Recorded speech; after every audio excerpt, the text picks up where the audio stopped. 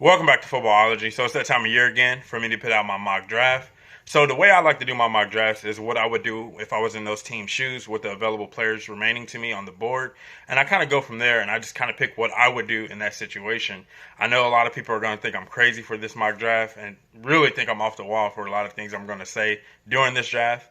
But just bear with me, listen to what I have to say, and actually put thought into what I say before you kind of, torch me in the comment section because I'm pretty sure a lot of people are going to. But without further ado, let's get into this one. Right off the back, I got a crazy one for you guys, and that's Isaiah Simmons to the Cincinnati Bengals. Now, ideally, I would like to see the Bengals trade down, get more value for this pick, and actually pick up more players. I think there's some quarterbacks in the later part of the draft that I feel they can run Zach Taylor's system and what he's looking for out of the quarterback position. So that I'm not afraid to take a quarterback or the fear of them not taking a quarterback right here. I think ideally you get a guy like Isaiah Simmons. What he's shown at the combine is that he's just an athletic freak, and that's going to be something that you're going to be able to combat against a Lamar Jackson who's in your division, who you have to see 2 times a year. Also, again, a guy like Isaiah Simmons, you can't find him in the later parts of this draft. I always look at guys in the first round. Can I get a guy like him who might be rough around the edges in the later part of the draft? Not really. You're not going to get a linebacker with his size, speed, and athleticism to really play all 3 levels of your defense: pass rusher, middle linebacker, and then if safety, corner, possibly, whatever. This guy has that, and he fills a void on this team on the defensive side of the ball. Granted, their offense didn't look the cutest last year. They got an offensive-minded coach. This is what he gets paid money to do. Fix that offense. Go fix the offense with something else. Get a guy like Isaiah Simmons, come in and plug in the middle of that defense and hopefully make this defense just that much better and hopefully a little bit more dangerous. So if you're still with me, it's going to get more wacky and more crazy. I got CeeDee Lamb at number 2 overall to the Redskins. Once again, I would like to see the Redskins trade down. This is a team with a lot of holes. This pick has a lot of value to other teams that might want to come up and get a guy like Chase Young or anything of that nature if he's still sitting there. So with this pick having that kind of value to it, I'd rather see them trade down. But we're not doing trade downs. So for me personally, get a guy like CeeDee Lamb. You get CeeDee Lamb, comes in as a pure receiver, route running, hand catching receiver. Get a guy like him, plug him into this offense. Hopefully Dwayne Haskins is your starter. Kind of give him to build some confidence having a guy like CeeDee Lamb who's going to be where he needs to be in every point of the play. Do what he needs to do and catch the ball. Build some confidence within Haskins. Yes, they got Terry McLaurin on the outside, and I know that's going to be their deep threat guy. I know that's what he does. Get a guy like CeeDee Lamb, team him up, and you got a really good 1-2 punch. I think personally, I love their running backs, their offensive line. Hopefully it returns with Trent Williams, because offensive lineman could also be a play here as well. But hopefully, Trent Williams returns and the offensive line can stay intact for the most part. You get a guy like CeeDee Lamb, help out Dwayne Haskins right away. I think he makes an instant impact. I know everybody wants Chase Young right here. I just don't think they spend another first round. I know the Niners did it and they got away with it, but I just don't think you play or spend another first-round pick on a defensive lineman. Get CeeDee Lamb, get a guy in there that can really help your young quarterback grow a little bit better. At number 3 overall, we have the Detroit Lions, which is probably one of the easier picks, honestly, because it honestly made sense. They're going to go corner, I feel like. I think at this point, the difficult point for me personally is I like C.J. Henderson over Jeff Okudah a little bit better, and that's why I went Henderson here at this pick, but I can see Okudah easily going at this pick as well.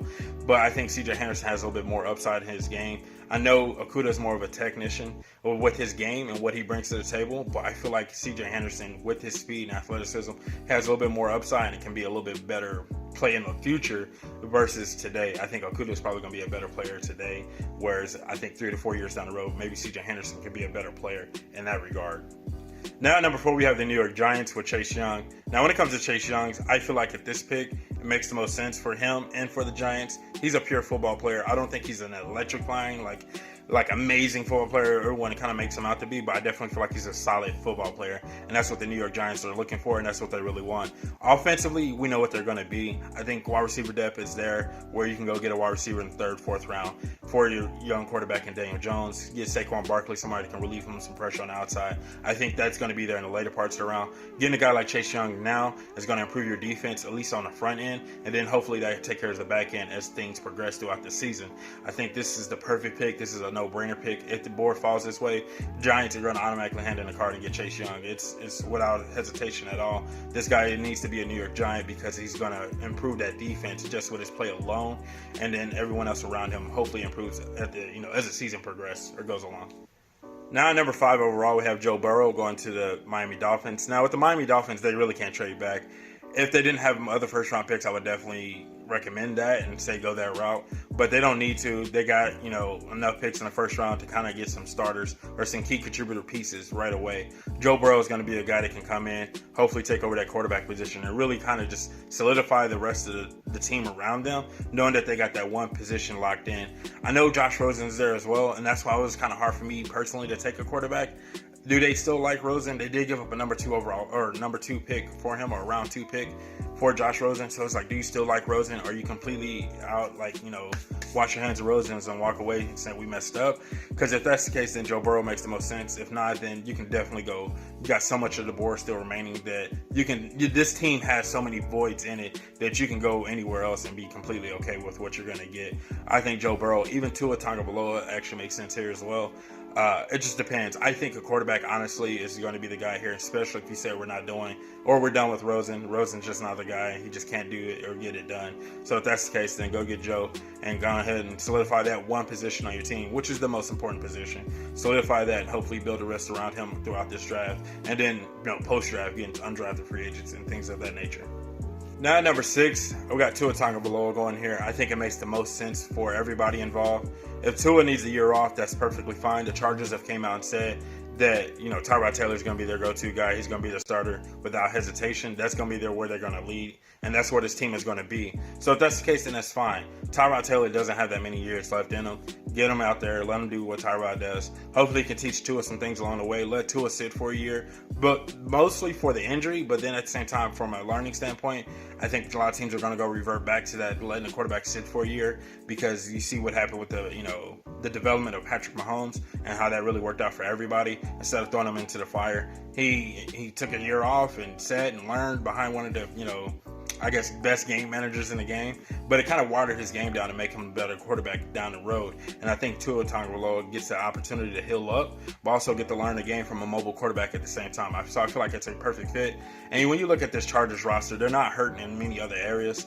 Quarterback is probably going to be the biggest need just because of what's there currently. It's not going to be a glaring, fine playmaker or anything that they have there right now. They need a guy like Tua to hopefully come in and probably take that offense to the next level, especially looking at your division. Everyone in your division have a younger quarterback right now, so you kind of want to start to kind of fall into that mold as well, so you can at least keep up with the times. Next, at number 7, we have the Carolina Panthers. And now with the Carolina Panthers, this pick had so many names and so many faces attached to it. For me personally, I feel like Derek Brown was probably the best pick the best pick for this team. With them getting Brian Burns and what he did last year as far as coming off the edge and kind of, basically making that Carolina pass rush look like a thing again. Hopefully you get a guy like Derek Brown who's an inside present who can really help that pressure also. And I think because of the void of Luke Kuechly missing there, Isaiah Simmons is gone. There is no other inside linebacker at this point, or at least this high anyways, that's worth taking. You get a guy like Brown, hopefully can plug in there, kind of create some kind of inside presence and do something there. But I also can see a guy like Jeff Okudah because he's still sitting there on the board. Those are guys that I can see getting picked here. I feel like they need to do something to bolster their defense a little bit more. Offensively, I can see them doing something there, maybe more or less at the wide receiver position.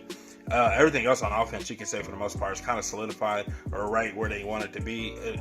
Running back, what they need a running back for, and quarterback, obviously they got Teddy B there. So it's like defense is where this pick is going to be. Derek Brown, I feel like, was the best pick for them. A guy that can just create some inside presence, and hopefully he's not going to obviously fill the void of Luke Kuechly, but at least doesn't make that middle so much weaker now. Because when you look at the middle of the Carolina defense, it's kind of frail, honestly. So this is another no-brainer pick for me personally. The Arizona Cardinals actually have everything in place right now. They got the quarterback. They got another new wide receiver. Maybe Kendrick Drake is their guy, so they're going to stay there with the running back position. So offensively, where I felt like their biggest weakness was offensive line play.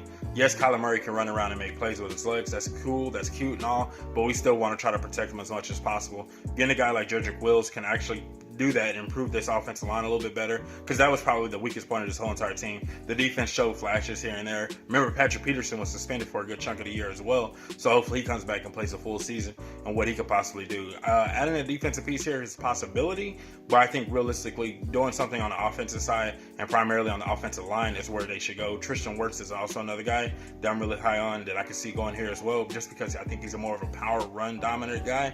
But again, a guy like Wills can also solidify that right tackle position and really hopefully help that pocket be a little bit more cleaner next year for Kyler Murray. Now, the way the board had fell, this was the perfect pick. It's probably not going to happen this way. Jeff Okudah is probably going to be a top 5, top 3 pick, honestly. Maybe top 5. But if it falls this way and he falls to the Jacksonville Jaguars here, it makes the perfect sense, right? You lose A.J. Boye, you lose Jalen Ramsey.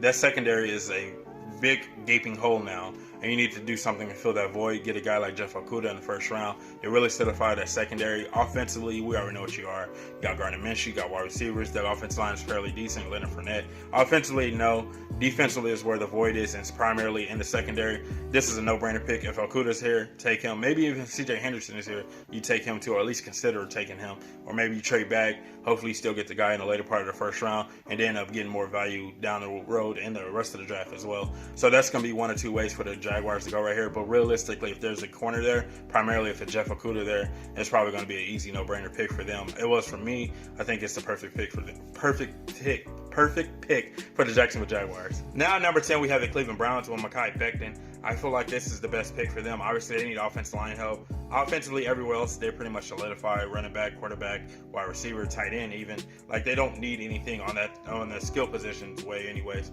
Offensive line is probably their biggest need at this point. Mekhi being here is like the perfect pick, the perfect scenario. Also, if Tristan Wirfs is here as well, which he is. He was a guy that I was considering as well. But I feel like Mekhi gives them a little bit more power run game. And I think that's the way this team is going to wind up going, is with a guy like Nick Chubb and Kareem Hunt in the backfield. You want to just be able to maul people over and control games in the later part. Really I'm not going to say take the ball out of Baker Mayfield's hands, but probably try to take the ball out of Baker Mayfield's hands, and if not, basically not make it not necessary for him to throw the ball. That did not want to come out. So then just get a guy like Mekhi and just lean on people, honestly. And I think this is the best pick for the Cleveland Browns. Now at number 11, we have the New York Jets. Now with the New York Jets, this pick was kind of fickle, honestly. I feel like personally, in my books, if you guys know me, I feel like offensive lineman is the most important position. Really, you just got to fix the offensive line. You got a young quarterback. He needs to be standing upright. We don't want to have another Monday night fiasco where it's dudes talking about seeing ghosts. Not saying Trish Jones is going to come in and fix all that and say, make the offensive line perfect again. But I think he just moves you in the right direction of hopefully fixing this offensive line and getting this offensive line on the right track. And then I think also you could probably see 10 and 11 switch here. So, see a run on tackles basically. See Mekhi go at, 11 and see Wirfs go at 10. I mean, either way, but I feel like both of these teams back to back are going to get the best offensive lineman available. And that's going to give them the best opportunity for these young quarterbacks to hopefully take the next level in their growth. Especially Sam Darnold. I think he has a lot more pressure on him than people are relating on to be. Make sure you fix the offensive line around him. I know he doesn't have that many skill position players, but once again, we understand that this draft is a little bit deeper at the skill positions, not so much deeper at the offensive line, in my personal opinion. I think that if you get a guy like Tristan, get him. If he's there, get him. Don't hesitate. Don't wait. Just go snatch him up right away. This is the perfect pick for the New York Jets if the board falls this way. So if I haven't lost you yet, I'm definitely going to lose you here at number 12. I keep seeing Jerry Jeudy on a lot of mock drafts going at the position. A lot of people feel like he needs to be a Las Vegas Raider. I personally don't see it. I think if I'm the Raiders, I need to get the best corner available. Hopefully CJ Henderson can fall to me at this position, because that's going to be the guy I really want. But if AJ Terrell is there, I feel just as confident taking him as well. This is going to be a position that is definitely high need on their category, or on their list of needs. I think it's cornerback, offensive skill position, cornerback. Like, I feel like that's where they're at right now. They're so vulnerable in the secondary, especially in the division they're in, when everybody has legit receiving threats. You need somebody on the back end of that defense. Not saying Terrell's going to come in and fix everything and make it all look beautiful again, but he's going to be something to hopefully solidify something on the back end of that defense. Because I don't care what your pass rushers can do if people are not being covered. Like, you need somebody on the back end of this defense. And they had 9 interceptions as a team last year. That's just not going to cut it. You need more takeaways from your secondary. You need your secondary to do more work. And this has been like an ongoing thing for the Raiders for the last 3 years. So don't go get cute and go get a skill position. Get the right pick and get the right player and get the right position, and that's cornerback. Hopefully it's CJ Henderson, maybe Okudah if you get lucky, or maybe you can go up and get Okudah. But realistically, it has to be corner regardless of anything. Now at 13, we have the San Francisco 49ers, who just came off of a grueling Super Bowl loss. I think they need more positions on the outside of this team. We know what George Kittle can do, and we know what they can do from a run game standpoint. And we know what Deebo Samuel did for this team. You lose Emmanuel Sanders to free agency. He walks away. He's gone. You need to kind of replace that void. You understood at the middle part of the season that you had a void at that position, at the wide receiver 1, wide receiver 2, whatever you want to call it. You understood at the mid-season point last year you had a void at that position. You went out and did something about it. Now you got to go do something about it again. If a guy like Jerry Jeudy falls to you right here, it's a no-brainer pick. He's a guy that's going to really open up this offense a little bit more. Let Deebo Samuel develop a little bit more into a better receiver. Not saying I'm a huge fan of Deebo Samuel, so I'm already saying like he's a good receiver, but definitely having a guy like Jerry Jeudy on the opposite side is just going to make things that much easier. Only from a run game's perspective, think what it's going to do for George Kittle opening up that game, and think what it's going to do for the development of Jimmy Garoppolo in his technically second year with the Niners. So this all has to happen. I think they have to go wide receiver. Defensively, I can definitely see them going corner or secondary help for sure, but everything else on this team is pretty solidified, honestly. Even defense line, maybe kind of try to replace DeForest Buckner if you can, but realistically, I think that Jerry Jeudy is the perfect pick for them. Really opens up this offense. So at number 14, we have the Tampa Bay Buccaneers. Now, when it comes to the Tampa Bay Buccaneers, I had them going somewhere else, honestly. I had them going offensive line here, but then I went back and looked at the roster. I just felt like that Chasen made the most sense right here, honestly. I think he's a guy that's going to add some speed and athleticism to this defense. Not that this defense isn't lacking that or anything of that nature, but I think this is going to be another good pick for them. Offensive line is also open to air as well. Running back as well. Maybe DeAndre Swift. I don't know. But I like Chasen here because I think he's just going to add a little bit more depth to that pass rush. This team isn't really hurting in many areas on the offensive side of the ball outside of running back. And I feel like you can get a running back in the third round, second round. That's some high talent and high quality value. Especially if a guy like Jonathan Taylor falls far enough. Maybe you go get him. There's so many running backs that you could get in the second round. Get a guy like Chase, and I feel like this is going to improve their pass rush. And, it's not like it was a weak point of theirs, but definitely going to improve on it and make it even more dangerous in a division that likes to pass a lot, and it's probably going to end up passing a lot as well. So then this is just going to allow you just to kind of have a guy that can queue up with everybody and get after the quarterback. I like this pick. I had to go back and change it. Like I said, I had him get an offensive lineman at first, but going back and looking at everything, Chase makes the most sense, in my personal opinion. It's just improving this pass rush with the guys that they already have in place is going to make them even more formidable up front on this defense. And I think they got to improve their defense because of the quarterback they have as well. So now at number 15, we have the Denver Broncos. Now, I really had fun with this pick, looking at the team and looking where the roster's at and everything. I can see them going corner as well here, but at this point, there's no corner really worth taking. So either you trade back or you stick where you're at. We're going to stick where we're at. And the reason why I had so much fun with this pick is what they had on their roster currently. I like T. Higgins a lot. And I know T. Higgins is probably more valued as a second rounder in a lot of people's eyes. But can you imagine him with Cortland Sutton on the other side, Noah Fant as well, tight end? And what Drew Lock could possibly do from the quarterback position, just having two big bodies on the outside. And that's why I thought of it that way. I was like, this is going to be so much fun. Now, understanding that you can get a guy like Chase Claypool and probably in the second round, early part of the second round, I understand that. But getting a guy like T. Higgins, I feel like he's a little bit more of a difference maker. And I would like to see him in Denver, honestly. Even being a Chiefs fan, I can say that. Because him being in Denver with Cortland Sutton, I think that offense would just open up so much more. And I think they kind of need that number two. I know that Tim Patrick, I think, was also on the roster, and then Deshaun Hamilton was a guy also they're expecting to take over that number two role. Get a guy like T. Higgins to really solidify the skill positions and really just have this offense just looking like scary big and just legit, and how they can jump ball you and just out jump you every play, honestly.